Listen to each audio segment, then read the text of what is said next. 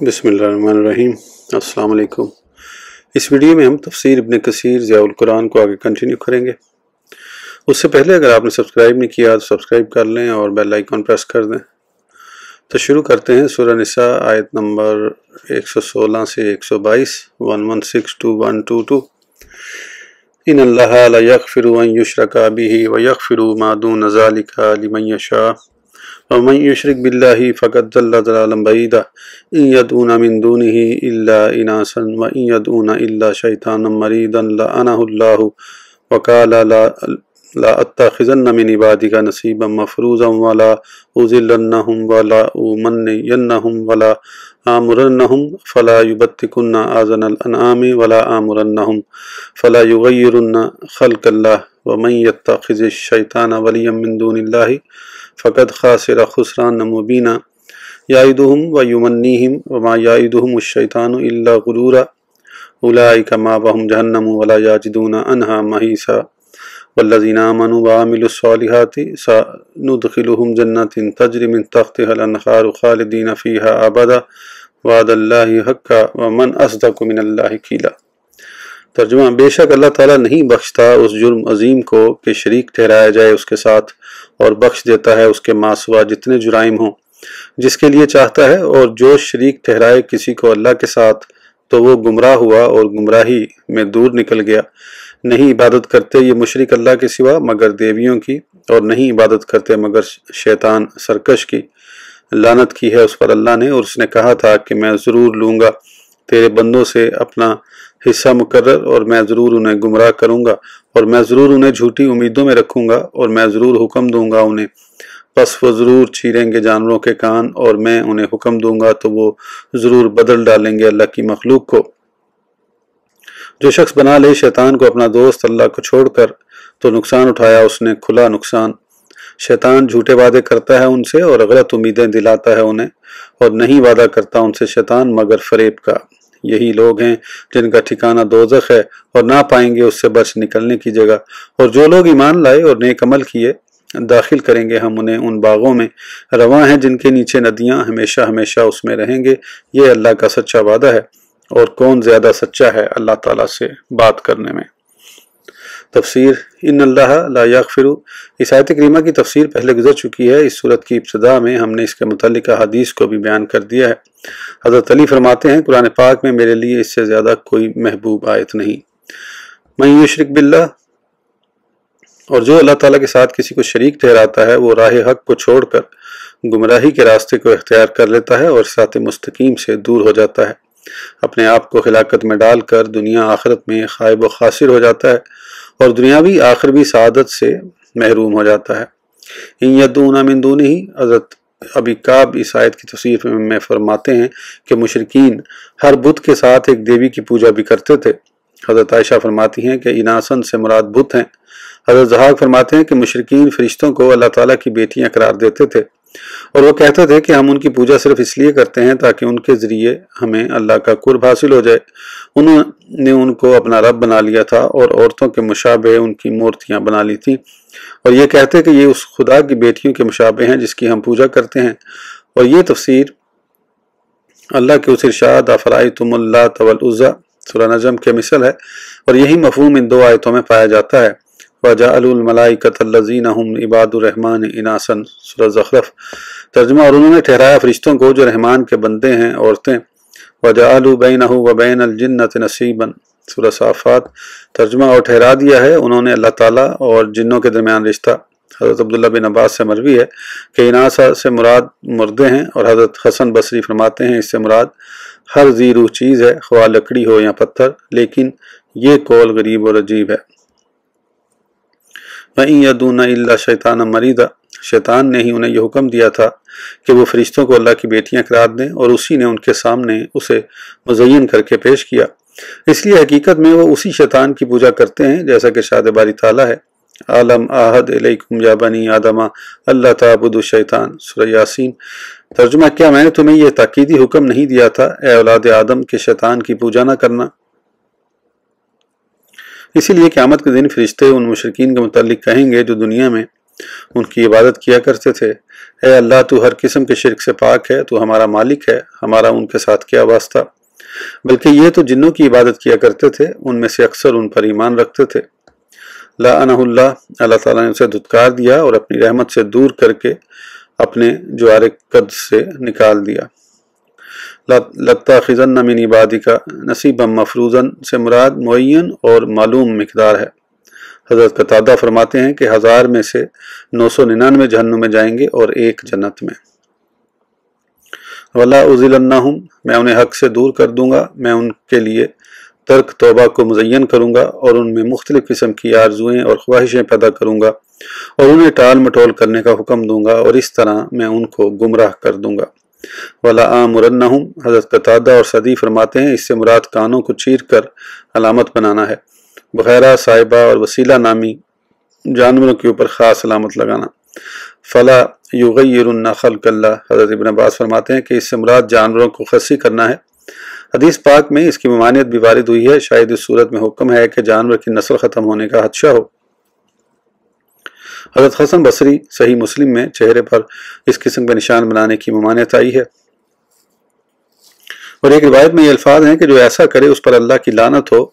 ان عورتوں پر جو چہرے پر اس قسم کے نشان بنواتی ہیں اور بناتی ہیں، چہرے کے بال نوچتی ہیں اور دوسروں سے نچواتی ہیں اور خوبصورتی کے لیے دانتوں کو رگڑتی ہیں اور اللہ تعالیٰ کی بناوٹ کو تبدیل کرتی ہیں۔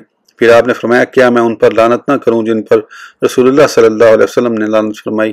اور یہ حکم قرآن پاک میں بھی موجود ہے۔ اس سے آپ کی مراد یہ آیت کریمہ وَمَا آتَاكُمُ الرَّسُولُ فَخُذُوهُ وَمَا نَهَاكُمْ،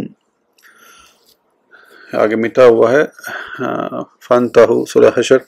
ترجمہ، اور رسول کریم صلی اللہ علیہ وسلم جو تمہیں عطا فرما دیں وہ لے لو، اور جس سے تمہیں روکیں اس سے رک جاؤ۔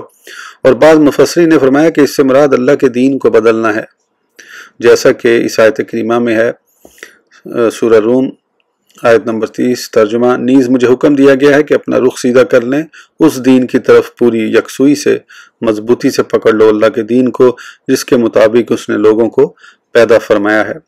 اور یہ معنی مراد لینا اس وقت صحیح ہوگا جب اس سے امر مراد لیا جائے گا، اور پھر اس کا معنی یہ ہوگا کہ اللہ کی فطرت دین کو تبدیل نہ کرو اور لوگوں کو ان کی فطرت پر چھوڑ دو، جیسا کہ رسول اللہ صلی اللہ علیہ وسلم نے ارشاد فرمایا کہ ہر بچہ دین فطرت پر پیدا ہوتا ہے، یہ اس کے ماں باپ ہوتے ہیں جو اسے یہودی، نصرانی یا مجوسی بنا دیتے ہیں، جس طرح اس جانور کا بچہ صحیح سلامت پیدا ہوتا ہے پھر لوگ اس کا کان کاٹ دیتے ہیں۔ حدیث قدسی میں اللہ تعالیٰ ارشاد فرماتا ہے کہ میں نے اپنے بندوں کو دین حنیف پر پیدا کیا ہے، شیطان انہیں اپنے دین سے برگشتہ کر دیتے ہیں اور ان پر وہ چیزیں حرام کر دیتے ہیں جو میں نے ان کے لیے حلال کی ہیں۔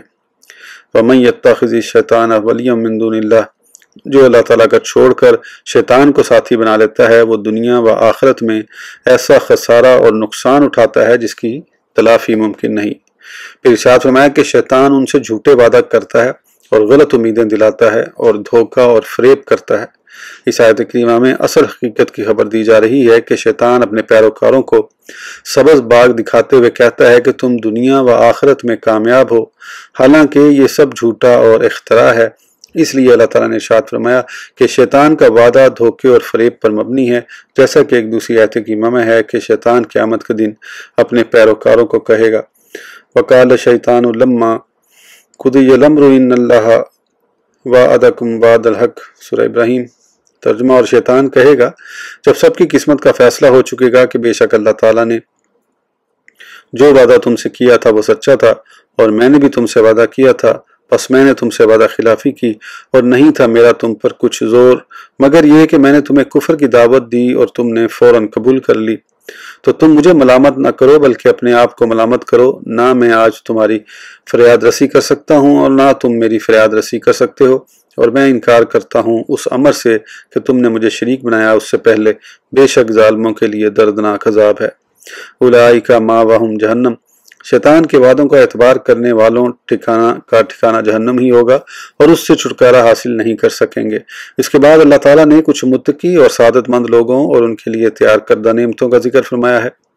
ارشاد باری تعالیٰ ہے والذین آمنوا وعملوا الصالحات، وہ لوگ جنہوں نے دل کی گہرائی سے اللہ کے احکام کی تصدیق کی اور اپنے ظاہری اعضاء سے اس کے احکام کی تعمیل کی اور ان تمام چیزوں کو چھوڑ دیا جس کے چھوڑنے کا اس نے حکم دیا، تو اللہ تعالیٰ ایسے لوگوں کے بارے میں ارشاد فرماتا ہے کہ ہم انہیں ایسے باغوں میں داخل کریں گے جن کے نیچے ندیاں رواں ہوں گی، یعنی وہ ان ندیوں کو جہاں چاہیں گے لے جائیں گے اور وہ اس میں ہمیشہ ہمیشہ کے لیے رہیں گے، اور یہ اللہ تعالیٰ کا سچا وعدہ ہے جو لا محالہ پورا ہوگا۔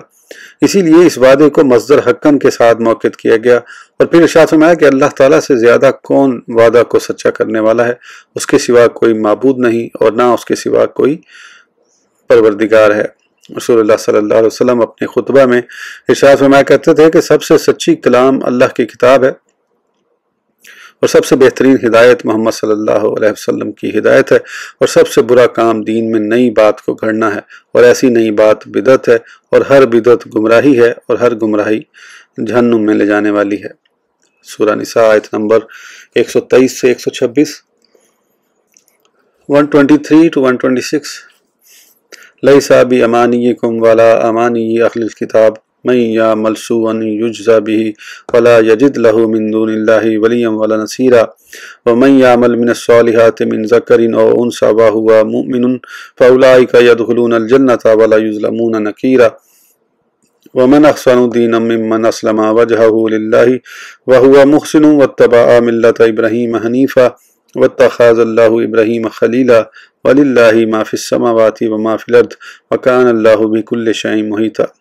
ترجمہ: نجات کا انحصار نہ تمہاری جھوٹی امیدوں پر ہے اور نہ اہل کتاب کی جھوٹی امیدوں پر، بلکہ جو عمل کرے گا برے اسے سزا ملے گی اس کی، اور نہ پائے گا اپنے لیے اللہ کے بغیر کوئی دوست اور نہ مددگار، اور جس نے عمل کیے اچھے، مرد ہو یا عورت، بشرطے کہ وہ مومن ہو، سو وہی لوگ داخل ہوں گے جنت میں، اور نہ ظلم کیے جائیں گے تل بھر۔ اور کون بہتر ہے دینی لحاظ سے اس شخص سے جس نے جھکا دیا ہو اپنا چہرہ اللہ کے لیے، اور وہ احسان کرنے والا ہو اور پیروی کی ملت ابراہیم کی، اس حال میں کہ وہ ہر باطل سے منہ موڑے ہوئے ہو، اور بنا لیا ہے اللہ تعالیٰ نے ابراہیم کو خلیل، اور اللہ کے لیے ہے جو کچھ آسمانوں میں ہے اور جو کچھ زمین میں ہے، اور اللہ تعالیٰ ہر چیز کو گھیرے میں لینے والا ہے۔ تفسیر لیسا بِأَمَانِيِّكُمْ، حضرت قتادہ فرماتے ہیں کہ بیان کیا گیا ہے کہ مسلمان اہل کتاب آپس میں فخر کرنے لگے، اہل کتاب کہنے لگے کہ ہمارا نبی تمہارے نبی سے پہلے مبعوث ہوا، اور ہماری کتاب تمہاری کتاب سے پہلے نازل ہوئی، اس لیے ہم اللہ تعالیٰ کے نزدیک تم سے زیادہ قریب ہیں۔ مسلمانوں نے کہا کہ ہمیں تم سے زیادہ قرب الہی حاصل ہے، کیونکہ ہمارے نبی صلی اللہ علیہ وسلم خاتم النبیین ہیں، اور ہماری کتاب قرآن تمام کتب سابقہ کی ناسخ ہے۔ تو اللہ تعالیٰ نے یہ آیت کریمہ نازل فرمائی، اور اللہ تعالیٰ نے مسلمانوں کو حجت و دلیل کو تمام اہل ادیان پر غالب کر دیا ہے۔ حضرت ابن عباس سے بھی یہی قول مروی ہے۔ حضرت مجاہد فرماتے ہیں کہ اہل عرب کہا کرتے تھے کہ ہم مرنے کے بعد زندہ نہیں ہوں گے اور نہ ہی ہمیں عذاب میں مبتلا کیا جائے گا۔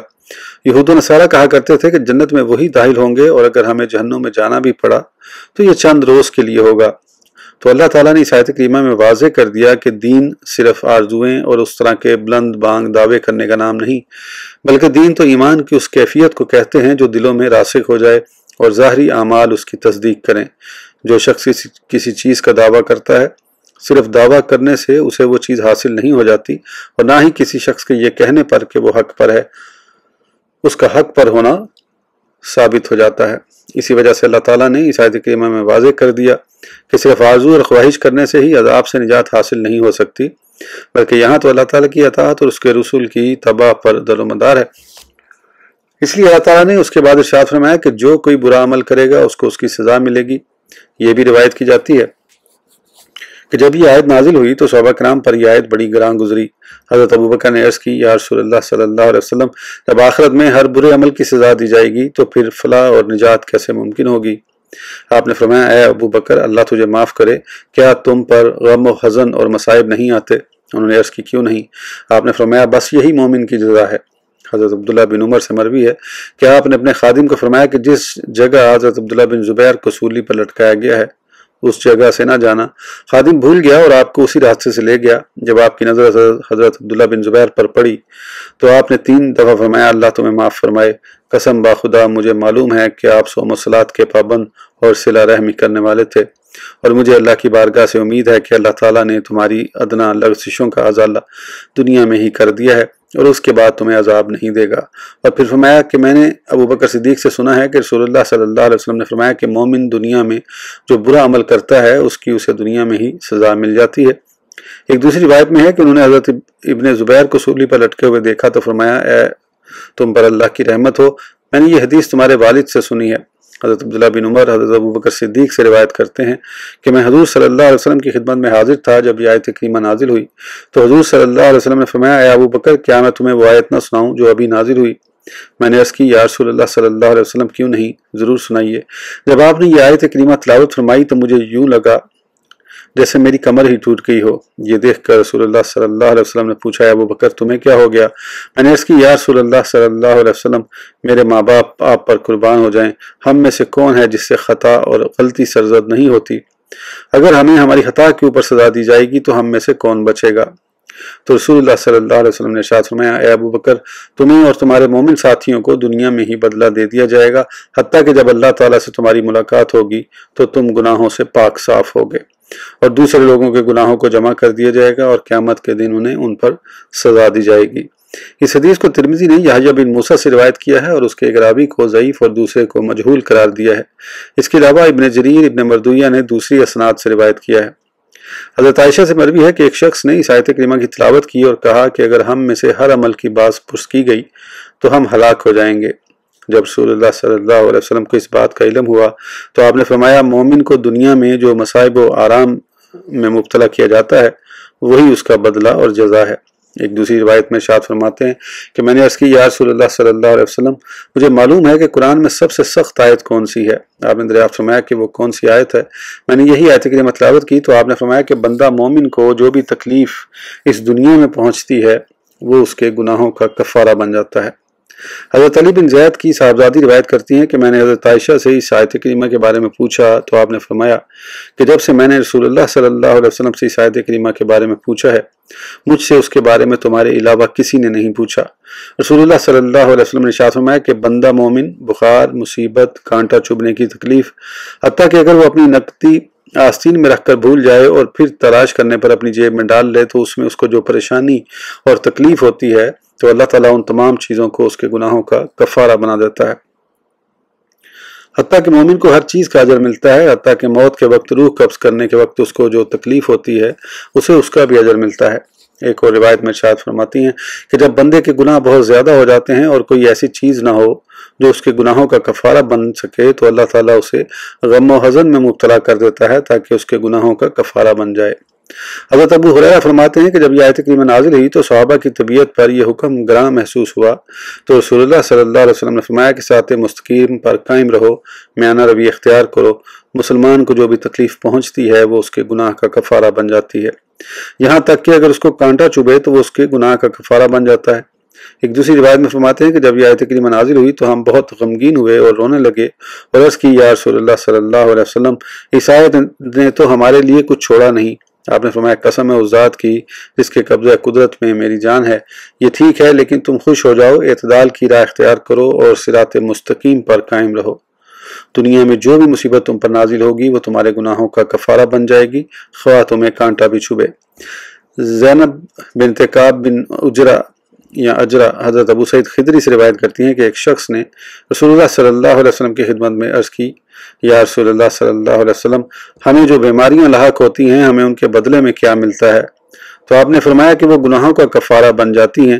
وہ فرماتی ہیں کہ یہ سن کر میرے والد نے دعا کی کہ مرتے دم تک بخار ان سے جدا نہ ہو، لیکن یہ بخار انہیں حج، عمرہ، جہاد فی سبیل اللہ اور فرض نماز سے نہ روکے۔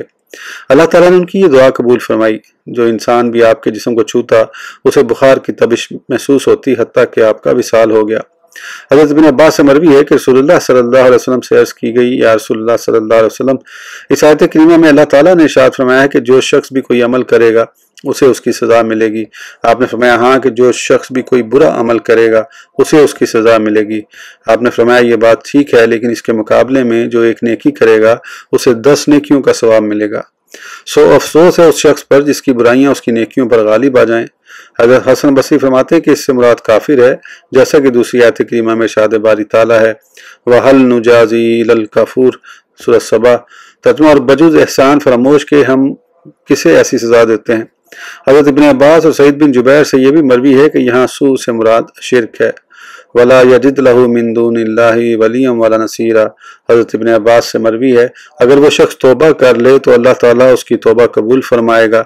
सही कौल यही है कि यहाँ लफ्ज़ सू से हर किस्म की बुराई मुराद दी जा सकती है, जिसका बयान पहले हदीस में गुजर चुका है। इस कौल को इब्न जरीर ने इख्तियार किया है, वल्लाहु अलम। वमन यामल मिनस्सालिहाति मिन ज़करिन व उनसा, पहले अल्लाह ताला ने बुराइयों की सज़ा का जिक्र किया और ये बयान किया है कि जो बंदा इसका इर्तिकाब करेगा उसको उसकी सज़ा ज़रूर मिलेगी, ख्वाह वो दुनिया में मिले जो कि बंदे के लिए बहुत अच्छी है, ख्वाह आखिरत में। अल्लाह ताला हमें दुनिया व आखिरत में आफियत अता फरमाए। यहाँ अल्लाह ताला ने अपने फजल व एहसान और लुत्फ़ व करम का बयान शुरू किया है और ये भी बयान किया है कि वह अपने बंदों के नेक अमाल को अपनी मेहरबानी और फजल से कबूल कर लेता है, ख्वाह अमल करने वाला मर्द हो या औरत, मगर उसका साहिब ईमान होना शर्त है। यहाँ यह भी बयान फरमाया कि वह अपने बंदों को जन्नत में दाखिल करेगा और उनकी नेकियों में किसी किस्म की कमी नहीं करेगा। नकीर इस छोटे से निशान को कहते हैं जो खजूर की गुठली की पुष्ट पर होता है, और फतील उस बारीक से धागे को कहते हैं जो खजूर की गुठली के दरमियान होता है। इसके अलावा कतमीर उस इंतहाई नाजुक गुलाफ को कहते हैं जो गुठली के ऊपर होता है। ये तीनों कलमात कुरान में इस्तेमाल किए गए हैं। वमन अहसनु दीनन, यानी इससे बेहतर दीन वाला शख्स कौन हो सकता है जो अपने तमाम अमल अल्लाह की रज़ा और नेकी की नीयत के साथ करता है और उस दीन हक की इत्तबा करता है जिसको अल्लाह के रसूल लेकर आए। इन दो शर्तों के बगैर कोई अमल काबिल कबूल नहीं, यानी वो अमल खालिस और सही हो। खालिस अमल वही होगा जो अल्लाह की रज़ा के लिए किया जाए, और सही अमल वो होगा जो शरीयत के मुताबिक होगा, यानी उसका ज़ाहिर इत्तबा शरीयत के साथ मुज़य्यन हो और उसका बातिन इखलास के साथ मुनव्वर हो। जब इन शर्तों में कोई मफकूद हो जाए तो वो अमल कबूलियत के लायक नहीं रहेगा। अगर अमल में इखलास ना हो तो ऐसा अमल मुनाफकत व रियाकारी बन जाता है, और अगर इत्तबा शरीयत मफकूद हो जाए तो वो गुमराही और जहालत बन जाता है। और जब ये दोनों चीज़ें यानी इखलास और इत्तबा शरीयत का जामे होगा तो यही वो अमल है जिसको अल्लाह ताला कबूल फरमाएगा। इसलिए इरशाद फरमाया, वत्तबा मिल्लत इब्राहीमा, मिल्लत इब्राहीमी की पैरवी करने से रसूलुल्लाह सल्लल्लाहु अलैहि वसल्लम रोज़े क़यामत तक तुम और आप के नक्शे कदम की पैरवी करने वालों की इत्तबा है। जैसा कि शाद बारी ताला इन्ना औलन नासि बि इब्राहीम अलल्लज़ीन, सूरह आल इमरान, तर्जुमा, बेशक नज़दीक तर लोग इब्राहीम अलैहिस्सलाम से वो थे जिन्होंने उनकी पैरवी की, नीज़ ये नबी करीम सल्लल्लाहु अलैहि वसल्लम और जो उस पर ईमान लाए, अल्लाह मददगार मोमिनों का। और दूसरे मुकाम पर इरशाद है, सुम्मा औहैना इलैका अन इत्तबि मिल्लत इब्राहीम हनीफा, सूरह नखल, तर्जुमा, और फिर हमने वही नाजिल फरमाई, ए हबीब आपकी तरफ के पैरवी करो मिल्लत इब्राहीम की जो यकसुई से हक की तरफ मायल थे। हनीफ उसको कहते हैं जो कसदन शिर्क से बेदार हो और कुलियतन हक की अताअत में मशगूल हो, हत्ता कि कोई रोकने वाला उसको रोक ना सके। वत्तख़ाज़ल्लाहु इब्राहीम खलीलन, हज़रत इब्राहीम अलैहिस्सलाम की इत्तबा में तरगीब के लिए ये आपका वस्फ बयान किया गया है, क्योंकि वो इमाम मुक्तदी हैं और आप खिलत के उस बुलंद मर्तबे पर फाइज हैं जो मुकामात मोहब्बत में सबसे बुलंद है, और आपको ये मुकाम अल्लाह ताला की कसरत से अताअत करने की बदौलत हासिल हुआ। जैसा कि अल्लाह ताला ने इरशाद फरमाया, व इब्राहीम अल्लज़ी वफ़ा, तर्जुमा, और इब्राहीम अलैहिस्सलाम के सहीफ़ों में जो पूरी तरह अहकाम बजा लाए। उलमाए सल्फ़ सालिहीन फरमाते हैं कि आपको अल्लाह ताला ने जो भी हुक्म दिए सर तस्लीम खम करते हुए उसे सर अंजाम दिया। इबादत में से हर मुकाम में कोई छोटी या बड़ी चीज़ आपको इबादत से मशगूल न कर सकी, जैसा कि अल्लाह ताला ने उसका उन दो आयात में जिक्र किया है। तर्जुमा, और याद करो जब आजमाया इब्राहीम को उसके रब ने चंद बातों से तो पूरी तौर बजा लाया। अल्लाह ताला ने फरमाया, बेशक मैं बनाने वाला हूँ तुम्हें तमाम इंसानों का पेशवा। अर्ज़ की मेरी औलाद से भी? फरमाया नहीं, पुख्ता मेरा वादा ज़ालिमों तक। इन्ना इब्राहीम काना उम्मतन कानितन, तर्जुमा, बिलाशुबा इब्राहीम एक मर्द कामिल थे, अल्लाह ताला के मती थे, यकसुई से हक की तरफ माइल थे और वो बिल्कुल मुशरिकों से न थे। हज़रत मुआज़ बिन जबल जब यमन तशरीफ़ ले गए और सुबह की नमाज में आपने यह आयत करीमा पढ़ी तो यह आयत सुनकर एक शख्स ने कहा कि हज़रत इब्राहीम की वालदा की आंखें ठंडी हों। बाज़ उलमा ने लिखा है कि उसको खलीलुल्लाह का लक़ब मिलने की वजह यह है कि एक दफ़ा एक इलाके में कहत पड़ गया। अब अपने किसी दोस्त के पास मूसल, और बाज़ ने लिखा है कि मिस्र गए ताकि वहाँ से कुछ अनाज लाएं, लेकिन आपको वहाँ से अनाज मुहैया ना हो सका, और जब वापस अपने शहर के करीब पहुँचे और एक रेत के टीले के करीब से गुजरे तो आपने दिल में सोचा क्यों ना बोरियां इस रेत से भर लूँ ताकि अहले खाना मेरे खाली हाथ लौटने से परेशान ना हो। ये सोचकर आपने रेत से बोरियां भर लीं। कुदरत खुदाबंदी से वो रेत आटा बन गई। आप घर जाकर आराम फरमा हो गए। घर वालों ने उन बोरियों को खोला, आटा निकालकर उसे गूंदा और रोटियां पकाईं। آپ بیدار ہوئے، روٹیاں دیکھ کر اہل خانہ سے پوچھا کہ یہ آٹا کہاں سے آیا ہے؟ انہوں نے کہا کہ یہ وہی آٹا ہے جو آپ اپنے دوست کے ہاں سے لے کر آئے ہیں۔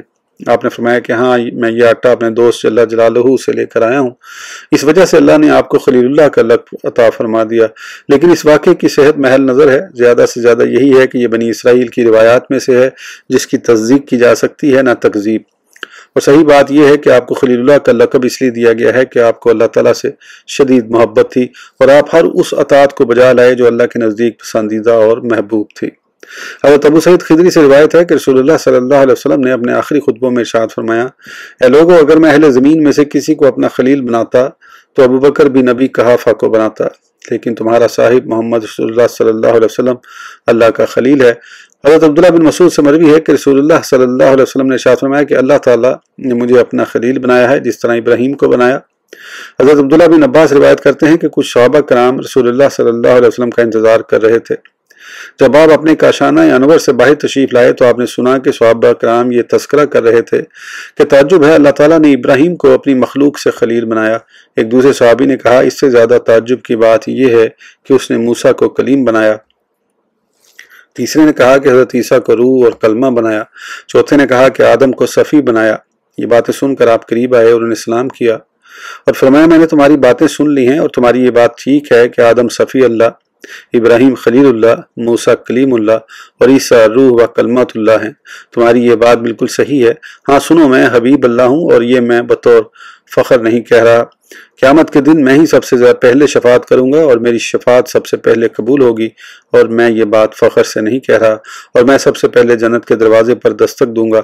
اللہ تعالیٰ دروازہ کھولے گا اور اس میں مجھے اور میرے ساتھ مومن فقراء کو داخل کرے گا، اور مجھے اس پر فخر نہیں، اور قیامت کے دن اولین و آخرین میں سب سے زیادہ میں معزز و محترم ہوں گا، اور میں یہ فخر کے طور پر نہیں کہہ رہا بلکہ حقیقت حال سے آگاہ کر رہا ہوں۔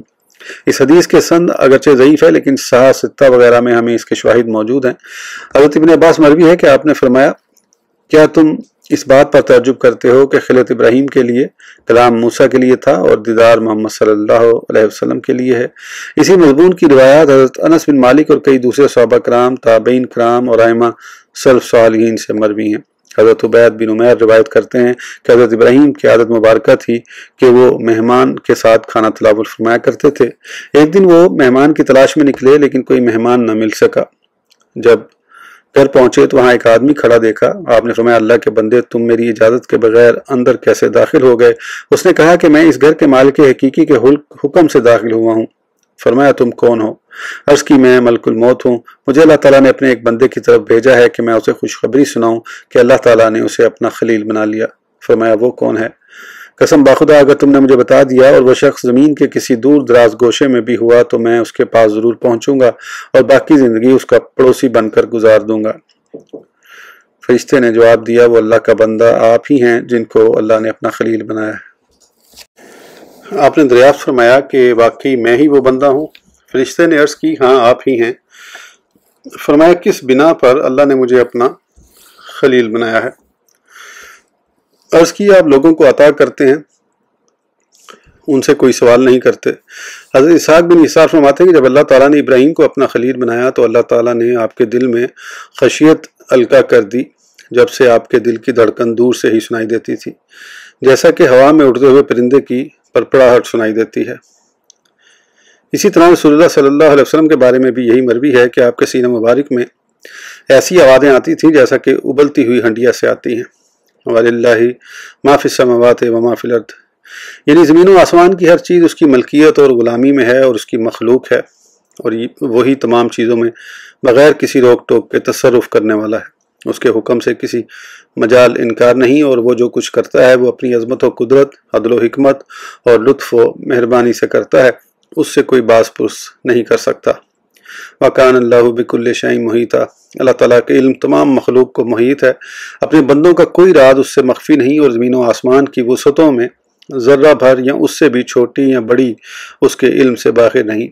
ذرہ ہماری نظر سے تو چھپ سکتا ہے لیکن اس کی نظر سے مخفی نہیں رہ سکتا۔ اس ویڈیو کے لیے اتنا ہی، پھر انشاءاللہ اگلی ویڈیو میں آگے کنٹینیو کریں گے۔ اس وقت تک کے لیے اجازت دیجیے، سبسکرائب کرنا نہ بھولیں۔ اللہ حافظ۔